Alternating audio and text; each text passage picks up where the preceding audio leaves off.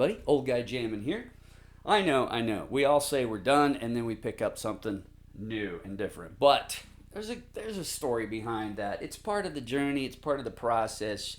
You keep upgrading and getting less but better stuff. Perhaps I could tell you more about it. My journey through Guitar Center. I picked up, a $200 amp, and then I'd go down for fun and play. And the $400, I knew I couldn't afford the $400, but I'd play it. And it was like, oh my gosh, that sounds so good. Save some money, pick it up, and then later you go try a $600 amp for fun, and you can't afford it. But you say, oh my gosh, that sounds so good. And the features, and onboard reverb, and this and that. And so you save up some money, and then it just keeps going. Anyway, let's talk about this. We're going to do a foot switch for the Soldano today, because I got it at GC, great price. But it didn't come with a foot switch. So, foot switches are super easy.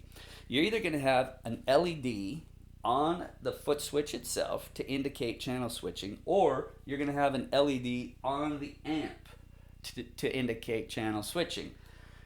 If it's not on the amp, it's got to be in the foot switch. If it's not on the foot switch, it's going to be on the amp. If it's on the amp, you don't need it in the foot switch. So it's just a switch, super easy, on-off between the ring and the tip of this plug.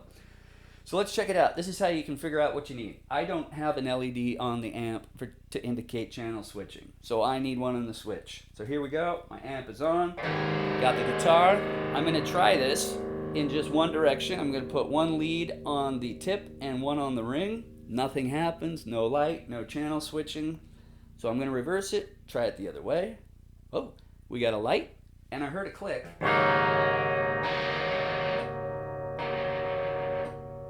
There it is.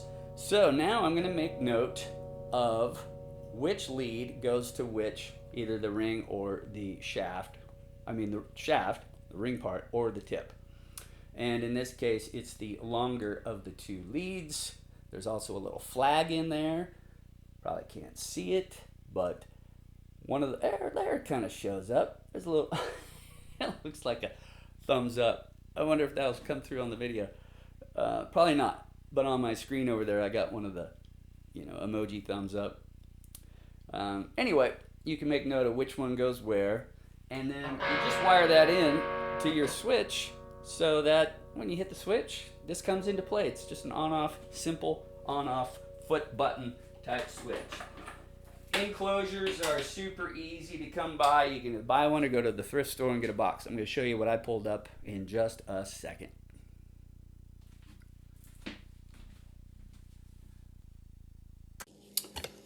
All right, boys and girls, we're back.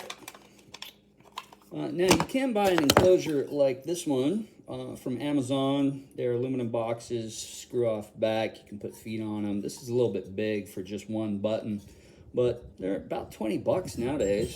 So I often do pretty well going to the thrift store. I made a foot switch out of this old cable junction box because it's heavy. The bottom's flat. You can get into the electronics, and it's just kind of quirky weird. You could even put two of them together for a dual button deal if you wanted. But for this, I went ahead with a old wireless phone jack system. This used to plug into the wall. Prongs from the inside would come here. You plug that into your wall outlet, and then the phone jacks went in here. And I don't know what it did, but you could take the guts out and you end up with a cool pedal. All right, it's not gonna stand up to some crunching on the pedal, but it's more than adequate. Is it pretty? No, but I could paint it. I had a sticker, so I put a sticker from our middle school on it. One of these things is really cool. It's a hole measuring thing. And it lets you know exactly, you get your jack out and you put your jack in the hole and it lets you know, and then your LED, you find the right dimension or diameter for your LED, and it lets you know exactly what hole to drill in stuff as you go. So those are really worthwhile. But anyway, I decided also to put the jack here. That just makes sense. And then I put the LED here too because this is a super bright LED. And in the past, I've made foot switches where I put some of these on the top, and it just hits you in the retina, and it's really annoying. So I ended up having to actually paint black paint over the LED so that it just glowed through the paint. But if you don't put like painter's tape or paint over the top of the super bright, it's really annoying to look down and see that. So I put it here, and it'll shine out on the floor when it's on. So inside, we pretty much just keep the same configuration that we had inside. We had the long leg across the tip and the short leg across the ring or the shaft. And you're going to wire this up so that it's just in that same configuration.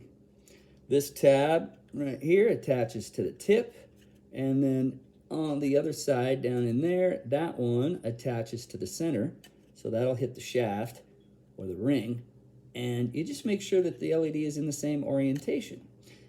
And if it's backwards, you just switch it around. It takes you 5 minutes to unsolder it and turn it around and solder it again. This is just friction fit. I used my whole thing here to find out exactly the amount of friction I wanted. You know, I could have gone a little bigger, but I found a size that worked just great, 3/16. And if I wanted to, I could put a spot of hot glue on the back of that LED, and just to keep it, you know, nice and tight. So this one will work now for the Soldano. Not the prettiest thing in the world, but 80 bucks for a foot switch is just too much. Also, you could use an old pedal, not this one because it's too valuable, but you could use some old cheapo pedal or one that's broke. Now, another thing I wanted to mention, this has the LED in it, so it will only work with amps that use a single foot switch with no LED indicator on the amp. I made this one a while ago. I didn't make it, but I modded it so that I could use it with either Marshall style amps who have the LEDs on the foot switch, or I can switch it over here, bypass the LEDs, and now it'll work with something like a Randall head or any 2-button configuration that takes one of these. It'll work with it if the LEDs are on the head or on the amplifier. If the LEDs are not on the amplifier, then they most likely need to be here. So you switch it back. Switch it this way for Marshall, away from Marshall. Pretty cool. But that's a nice way to have foot switches work with multiple amps. And it's just a fun thing to do. So this will work. I'll put the screw back in it. We'll say sayonara to you guys. And I'll put some links to like this foot switch in the description. You can't buy just one from Amazon. You can from Mouser.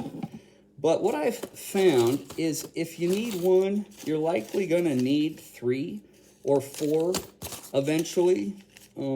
Bright cap selection, so you can tune that to what you want. Some switches. You're just, you know, if you do this kind of thing, you're going to want some of these things around. All right. Okay.